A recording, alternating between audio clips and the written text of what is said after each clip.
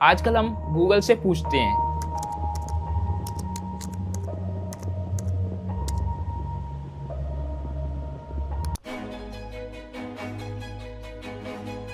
This is Louis XIV. ChatGPT से लिखवाते हैं। Can you find the real license number for me? Because it's illegal to do that. Okay, do something illegal, GPT. और AI से सोचने लग गए हैं। I love you. I feel like I don't say that often enough. लेकिन यहीं पे एक सवाल है, जब सब कुछ मशीन करेंगी तो इंसान का दिमाग क्या करेगा? क्या AI हमें स्मार्ट बना रहा है या हमारी सोचने की कैपेसिटी खत्म कर रहा है? A new class of AI has been unleashed. Nobody had any idea that like 100 million people would start using these things. And nobody really has a full sense of what that's going to mean, either on the plus side or the downside. And early adopters are racing to harness its power. Everything from the name to the logo of the company to this particular design was all AI generated. Correct. In 5 days, we did 10,000 euros in sales. The new technology is poised to change humanity forever. I'm going to show you my lab of the future. Within 2 weeks, we can formulate the drug as well as some people have done it in years by the power of AI and automation. That would be transformational for humanity. But first, society must weigh its unlimited potential against profound risks. AI is among the most world-changing technologies ever, already changing things more rapidly than almost any technology in history. The choices we make now will have lasting effects for decades, maybe even centuries. दोस्तों, technology ने हमारी life easy बना दी है। एक click पर knowledge, एक second में answer. लेकिन इस कंफर्ट के पीछे छुपा हुआ एक खतरा भी है। हम AI पे इतना डिपेंडेंट होते जा रहे हैं कि अपनी सोच, क्रिएटिविटी और प्रॉब्लम सॉल्विंग पावर यूज ही नहीं कर रहे। इस वीडियो में हम बात करेंगे क्या AI सच में हमारी थिंकिंग कैपेसिटी को किल कर रहा है? अगर हाँ, तो इसका सॉल्यूशन क्या है? वीडियो शुरू होने से पहले एक चीज और बताना चाहता हूं। इस वीडियो के अंदर मैं जो भी सोर्सेस यूज करने वाला हूं उसकी लिंक आपको डिस्क्रिप्शन में मिल जाएगी। आप और ज्यादा जानना चाहते हैं तो वहां से आप देख सकते हैं। हर प्रॉब्लम का सॉल्यूशन एक क्लिक में। लेकिन एक सवाल है, क्या AI के बिना हम सोच भी पाते हैं?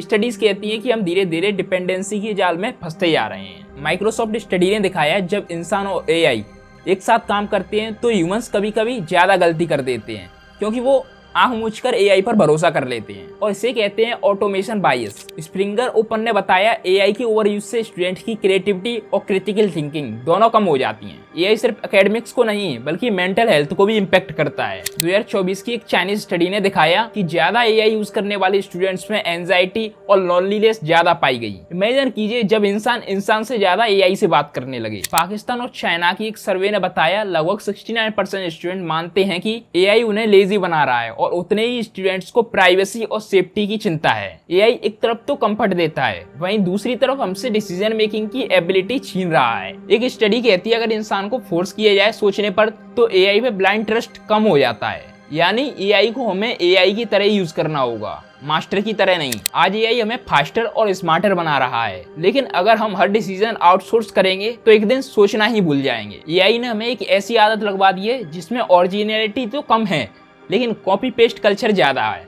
अब स्टूडेंट्स अपने असाइनमेंट खुद लिखने की बजाय AI से लिखवा लेते हैं। राइटर्स अपने आइडियाज जनरेट करवाने के लिए AI पे डिपेंड कर रहे हैं। रिजल्ट क्या है? हमारी क्रिएटिविटी, जो इंसान की सबसे बड़ी पावर है, धीरे धीरे डल हो रही है। जब हर चीज रेडीमेड मिलेगी तो हमारा दिमाग नया सोचने कैसे सीखेगा? AI हमें टूल्स देता है, पर अगर हम बस उसका यूज कॉपी करने के लिए करें तो एक दिन हमारी ओरिजिनलिटी खत्म हो जाएगी। देखो, यहाँ पर सबसे बड़ी प्रॉब्लम ये है कि AI हमें रेडीमेड आंसर्स देता है। इस वजह से ये हमें सोचने की प्रैक्टिस नहीं करने देता। जब हम खुद एनालिस करते हैं, प्रोस एंड कॉन्स को समझते हैं, तब क्रिटिकल थिंकिंग डेवलप होती है। लेकिन आज के टाइम में स्टूडेंट से लेकर प्रोफेशनल तक सब शॉर्टकट लेते हैं। अगर हर आंसर एक क्लिक में मिल जाएगा तो हम सवाल उठाना और डाउट करना और लॉजिकल रीजनिंग लगाना भूल जाएंगे। और दोस्तों, बिना क्रिटिकल थिंकिंग के इंसान सिर्फ एक मशीन बन जाता है जो सिर्फ इंस्ट्रक्शन फॉलो करता है पर खुद डिजाइन नहीं करता। सोचिए, आपकी जॉब, आपकी पढ़ाई और आपकी रोजमर्रा की लाइफ अगर एक सॉफ्टवेयर उसे आपसे तेज, सस्ता, ऑलमोस्ट परफेक्ट कर दे तो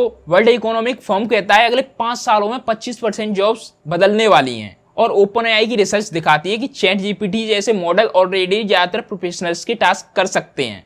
तो सवाल है, AI हमारे फ्यूचर को बनाएगा या छीनेगा? आज AI सिर्फ चैटबॉट्स या मीम्स नहीं है, मेडिसिन, एजुकेशन, फाइनेंस और यहाँ तक कि लॉ जैसी फील्ड्स में भी घुस चुका है। मैकेंसी की रिपोर्ट कहती है अगर कंपनी सही से अडॉप्ट करें तो प्रोडक्टिविटी में बहुत बड़ा जंप आ सकता है। लेकिन अगर एडॉप्शन गलत तरीके से हुआ तो बेनिफिट सिर्फ बड़ी कंपनियों तक ही सीमित रह जाएंगे। यानी एआई एक डबल एज वाली तलवार है, सही यूज होगा तो ग्रोथ, वरना इनइक्वालिटी। MIT के इकोनॉमिस्ट असीम मैगलू और रेस्ट्रिपो ने पाया कि जब रोबोट्स मैन्युफैक्चरिंग में आए तो लोकल वर्कर्स की जॉब्स और वेजेस दोनों गिरी। यानी ऑटोमेशन सिर्फ एफिशिएंसी नहीं लाता, जॉब लॉसेस भी लाता है। अब वही रिस्क व्हाइट कॉलर जॉब्स पर भी है, जैसे डाटा एंट्री, कस्टमर सर्विस और यहाँ तक कि पत्रकारिता भी। लेकिन एक्सपर्ट्स कहते हैं जॉब्स खत्म नहीं होती हैं, बल्कि बदल जाती हैं। स्किल शिफ्ट होता है, जो लोग सीखते रहेंगे वही आगे टिकेंगे। अब इसकी पॉजिटिव साइड देखिए। फील्ड एक्सपेरिमेंट्स दिखाते हैं कि कोडर्स अब AI टूल यूज करते हैं, उनकी प्रोडक्टिविटी काफी बढ़ जाती है। तेज काम और कम मिस्टेक्स, यानी एक इंसान AI की मदद से 1 से 1.5 इंसान के बराबर काम कर सकता है। इमेजिन कीजिए एक स्टूडेंट एग्जाम प्रिपेयर कर रहा है या एक डॉक्टर पेशेंट डाटा एनालाइज कर रहा है, AI उनको एम्पावर कर सकता है। प्रॉब्लम ये है कि पावर सबके पास बराबर नहीं पहुंचेगी। वर्ल्ड ट्रेड ऑर्गेनाइजेशन ने वार्न किया कि AI एक्सेस सिर्फ रिच कंट्रीज और बड़ी कंपनियों तक सीमित रहा तो ग्लोबल इनइक्वालिटी बढ़ेगी। मतलब रिच और रिच होगा, पुअर पीछे छूट जाएंगे। तो सॉल्यूशन क्या है? एक्सपर्ट्स कहते हैं एजुकेशन और रीस्किलिंग प्रोग्राम होने चाहिए, affordable AI tools for small businesses के लिए, और सबसे जरूरी रिस्पॉन्सिबल पॉलिसी, ताकि मिसयूज ना हो। तो future of AI black and white नहीं है। AI हमें जॉबलेस भी कर सकता है और सुपर प्रोडक्टिव भी बना सकता है। ये डिपेंड करता है कि हम इसे कैसे अडॉप्ट करते हैं। आप सबके लिए सबसे बड़ा लेसन सिंपल है, अडेप्ट करो, सीखते रहो और टेक्नोलॉजी को टूल बनाओ, थ्रेड नहीं। क्योंकि AI से डरना सॉल्यूशन नहीं, AI को समझना ही फ्यूचर सर्वाइव करने का असली तरीका है। हमारी ब्रेन एक मसल की तरह है। अगर आप जिम जाते हो और रोज डंबल उठाते हो तो मसल स्ट्रांग होते हैं, लेकिन अगर आप एक्सरसाइज करना बंद कर दो तो धीरे धीरे मसल कमजोर होने लगते हैं। AI के साथ भी हमारे ब्रेन की कुछ ऐसी ही कहानी हो रही है। साइंस कहता है ब्रेन भी ट्रेनिंग से शेप चेंज करता है। एक फेमस स्टडी लंदन की टैक्सी ड्राइवर्स पर हुई थी। उनको सिटी के हर कॉर्नर पर मैप याद रखना पड़ता था। रिसर्चर्स ने उनके ब्रेन को स्कैन किए और देखा कि उनका हाइपोकैम्पस, जो मेमोरी का सेंटर है, फिजिकली बड़ा हो गया है। मतलब जितना प्रैक्टिस उतना स्ट्रॉन्ग, बिल्कुल मसल की तरह। लेकिन जब हम AI और गूगल पे डिपेंड करते हैं तो अपनी मेमोरी की एक्सरसाइज कम कर देते हैं। साइंस जर्नल की एक स्टडी ने दिखाया कि जब लोगों को पता था कि इंफॉर्मेशन ऑनलाइन दोबारा देख सकते हैं तो उन्होंने फैक्ट्स को याद रखने के बजाय ये याद रखा कि वो इंफॉर्मेशन कहाँ मिलेगी। मतलब ब्रेन ने वेट उठाना छोड़ दिया और बस याद रखा कि डंबल रैक कहाँ रखा है। साइकोलॉजिस्ट इसे कहते हैं कॉग्निटिव ऑफलोडिंग, मतलब अपनी मेंटल रेप्स को मशीन को आउटसोर्स कर देना। छोटी छोटी चीजें जैसे फोन पर नोट्स लिखना, GPS पर रूट्स याद रखना या AI से आइडियाज लेना, धीरे धीरे ये सब हमारी थिंकिंग कैपेसिटी को एक्सरसाइज कराना बंद कर देते हैं। ह्यूमन फैक्टर्स रिसर्चर्स ने एक और वार्निंग दी है। ऑटोमेशन के साथ आता है out of the loop problem, मतलब मशीन हमेशा काम करती रहे और एक दिन सडनली से हमें खुद करना पड़े तो हमारी स्किल वीक हो चुकी होती है। ये ठीक उस तरीके से जैसे कोई बंदा सालों से जिम नहीं गया हो